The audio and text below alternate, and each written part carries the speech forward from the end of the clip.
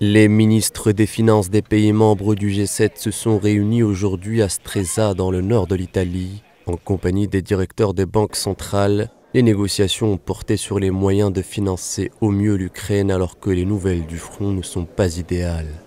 Il y a cette proposition de Washington souhaitant accorder à l'Ukraine jusqu'à 50 milliards de dollars de prêts. Ces derniers seraient remboursés par les futurs gains issus des actifs russes gelés par le G7, une procédure qui ne fait pas l'unanimité à l'international. Le sujet est sensible, les avoirs russes saisis par le G7 dépasseraient les 300 milliards d'euros d'avoirs, une somme faramineuse qui permettrait de donner une aide conséquente à l'Ukraine si le pas venait à être franchi.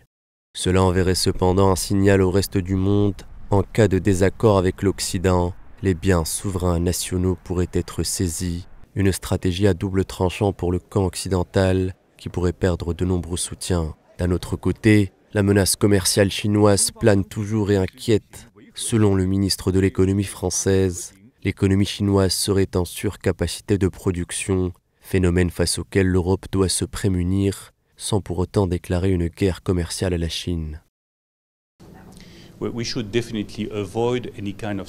Nous devons absolument éviter toute forme de guerre commerciale, car celle-ci n'est dans l'intérêt ni des États-Unis, ni de la Chine, ni de l'Europe, ni d'aucun pays du monde.